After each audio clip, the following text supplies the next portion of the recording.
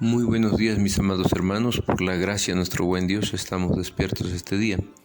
Demos gracias. Padre bueno, le damos muchas gracias por su amor y su misericordia con que usted nos atiende cada día.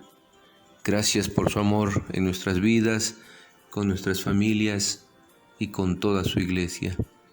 Rogamos su gracia sobreabunde hoy, como siempre lo ha hecho, en la vida de todos aquellos que invocan su nombre, con su iglesia, con aquellos que están en su hogar trabajando, nuestros niños estudiando, como también con todos los que salen a laborar fuera del hogar.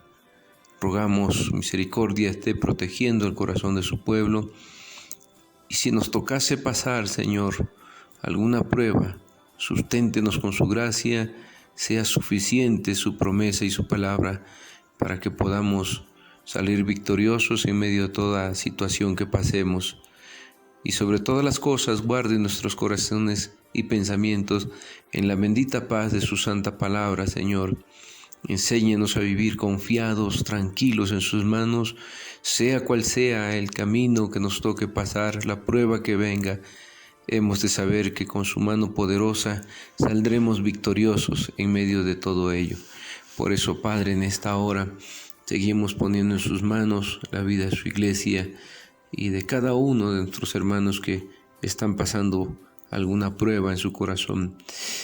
Que en medio de estas pruebas se refine la fe, se afiance la confianza, que podamos tener certeza y seguridad de su mano y de su caminar a nuestro lado, Padre. Entregamos todo en sus manos en este día, que en todo podamos honrarle y glorificarle, pues lo estamos suplicando juntamente con nuestra petición diaria de que ilumine nuestro corazón para entender su santa palabra, para vivir en la palabra que nos ha revelado. Lo pedimos, Señor, en el nombre de su Hijo amado, nuestro Señor y Salvador Jesucristo. Amén. Mis hermanos amados, seguimos meditando en la segunda carta del apóstol San Pedro. Voy a leer los versículos 4 hasta el 8, dice la Escritura.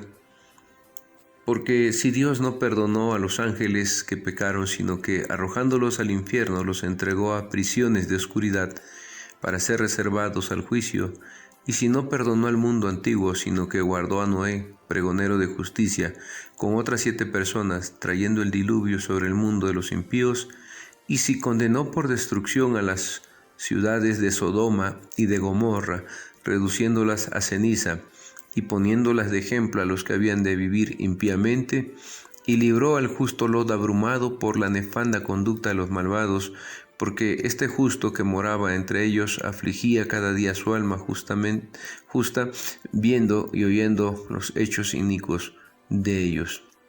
Sabe el Señor librar de tentación a los piadosos y reservar a los injustos para ser castigados en el día del juicio. Seguimos meditando en esta porción de la Escritura que nos hace un claro y fuerte llamado a confiar en nuestro Dios. ¿Qué importancia tiene para nosotros todo esto, mis amados hermanos? Porque hemos estado meditando en estos días. El hecho de que una persona sea salva no significa que deba llevar una vida desligada de una conducta moral y del temor del juicio de Dios. Por eso es que muchos blasfeman el nombre de Cristo, porque hay algunos que diciendo yo soy salvo, yo he creído en Cristo, se dan equivocadamente, toman la libertad como ocasión de libertinaje, se vuelven permisivos en cuanto a su vida moral y son personas que poco a poco olvidan el temor de Dios en sus corazones y, como dice esta carta del apóstol San Pedro, ese temor del juicio de Dios. La sobreabundancia de la gracia en la cual vivimos debe llevarnos a la humildad, no a la temeridad. La sobreabundancia de la gracia debe llevar nuestros corazones a rendirnos agradecidos a nuestro Señor. debemos aprender a vivir absolutamente bajo la gracia del Señor. Si hemos sido liberados de la esclavitud del pecado, entonces nosotros debemos también aprender a vivir con humildad y gratitud delante de nuestro Dios. Tengamos cuidado de tomar a la ligera el justo juicio de Dios y olvidar que la salvación no nos exime a nosotros en ninguna manera de una vida moral de santidad y vivir bajo el temor de nuestro Dios. Dios ha sepultado a los ángeles caídos en el infierno. Los colocó en prisiones de oscuridad. Infierno es una palabra que se usaba usualmente para designar el lugar de castigo eterno. Los ángeles que pecaron fueron desterrados de la faz de Dios, que es plenitud de luz, y arrojados al tormento del alejamiento de Dios, confinados a las tinieblas. Aún así, no ha caído sobre ellos la condenación definitiva de Dios. Dice el apóstol San Pedro que han sido condenados, pero no hay una condenación definitiva. Están encadenados en prisiones de oscuridad, pero ahí se les guarda para el juicio definitivo, el cual será eterno y un juicio severo que caerá sobre ellos cuando Cristo venga. Así nos queda claro que la segunda venida de Cristo, lo que hemos llamado la parusía de Cristo, traerá consigo el juicio final. Mis hermanos, vivamos siempre con ese temor reverente a nuestro Dios. Vivamos con un corazón humilde y profundamente agradecido porque Él nos rescató de la condenación que tenía y pesaba sobre nosotros por causa de nuestro pecado. Nos rescató de la esclavitud, de esa miseria de vida que solo nos consumía y nos hundía en el dolor, en la angustia que destruía todo nuestro ser. Gloria a Dios que Cristo murió por nosotros, nos rescató y nos dio una vida nueva, una vida plena, como dice Juan 10:10. Pero esta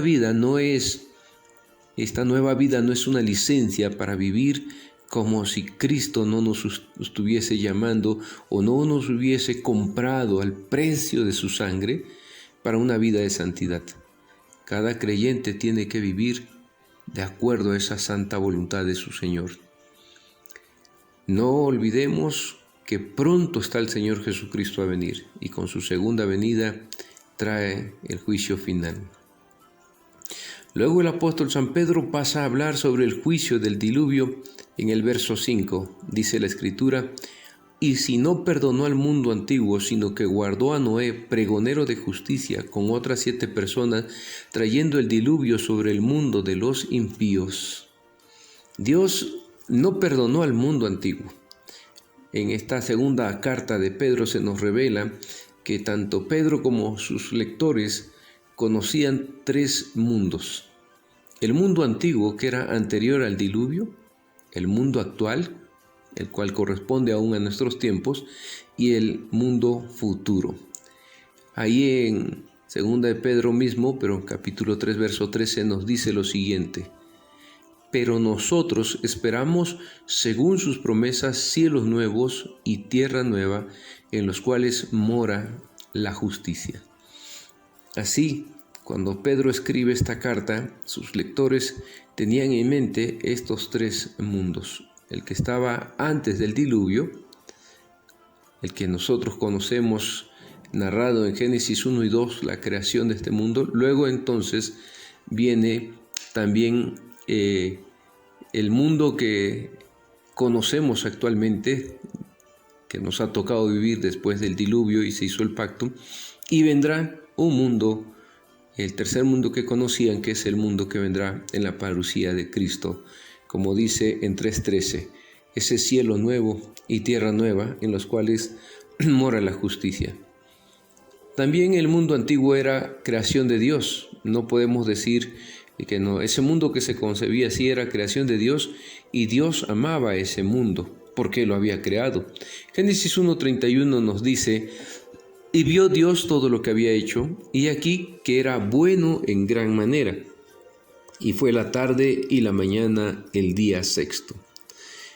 amaba al hombre que había creado para que habitase la tierra, que había preparado también para él, ya que el hombre mismo era imagen suya. Lo hizo a imagen y semejanza suya. Génesis 1:27 nos dice, y creó Dios al hombre a su imagen, a imagen de Dios los creó, varón y hembra los creó. Pero a pesar de ello, no perdonó al mundo ni a los hombres cuando se separaron de él. Tal es el peso del pecado. Todo pecado lleva en sí castigo. Y eso lo sabemos. Por ello meditamos y decíamos hace un momento que no podemos ser descuidados en este punto. La salvación y la vida eterna que se nos ha asegurado no es una licencia para vivir en pecado, para vivir olvidando ese temor reverente con el cual debemos conducirnos, esa humildad del corazón y esa gratitud que debe haber en nosotros. Por eso Dios nos hace advertencias claras en este texto. A pesar de que Dios creó el mundo y al hombre, y lo hizo a su imagen y lo amaba, y vio que su creación era buena y maravillosa, a pesar de ello, no perdonó todo esto, sino que emitió su juicio cuando el hombre se apartó de Dios y se corrompió en su maldad. Eso nos revela lo grande del peso del pecado. Por eso Romanos 6:23 nos dice, porque la paga del pecado es muerte, mas la dádiva, el don de Dios es vida eterna en Cristo Jesús. Aquí debe de quedar en nuestra conciencia, en nuestro corazón, valorado lo que Cristo hizo en la cruz del Calvario. Si Dios no perdonó al hombre y a toda su creación, que era buena en gran manera y que lo había hecho imagen suya por el pecado, entonces miremos cuánto peso cargó nuestro Señor Jesucristo y de qué tan tremendo castigo fuimos librados nosotros para que seamos sabios y vivamos de manera entendida en el siglo que nos toca vivir. La Biblia nos dice que Dios solo guardó a Noé y a su familia, su mujer, sus 3 hijos y sus mujeres. Perdonó a Noé y a otros 7. Dios le protegió con el arca, porque dice Pedro que era pregonero, predicador de la justicia. El apóstol San Pedro, haciendo una interpretación de esas historias que se conocían acerca de Noé, nos lleva a pensar que Noé era un pregonero de la justicia que llamaba en su predicación a la gente a que se convirtiera a Dios, que se arrepintiera de su pecado. Primera de Pedro 3:20 nos dice, los que en otro tiempo desobedecieron cuando una vez esperaba la paciencia de Dios en los días de Noé, mientras se preparaba el arca en la cual pocas personas, es decir, 8, fueron salvadas por agua. Como predicador de la justicia de Dios, Noé caminaba delante de un Dios que consideraba justiciero. Los juicios de Dios no irrumpen ciegamente trayendo la perdición. Esto debemos tenerlo también presente.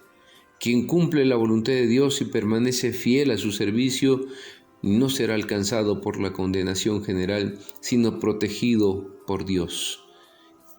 Y nosotros aún más, por cuanto hemos sido llamados hijos de Dios por causa del sacrificio de Cristo Jesús. Con ese amor tan grande con el que Dios nos ha amado, nos ha librado de toda condenación. El diluvio lo trajo Dios, y es Dios mismo quien libró a Noé y su familia. Ese diluvio alcanzó al mundo a causa de los hombres malos. El mundo y el hombre formaban una unidad. El mundo había sido creado en función del hombre y es partícipe de la culpa y del castigo del hombre. Sobre el mundo vino el juicio del diluvio porque se había separado de su principio y se había rebelado contra la voluntad santa de nuestro Dios.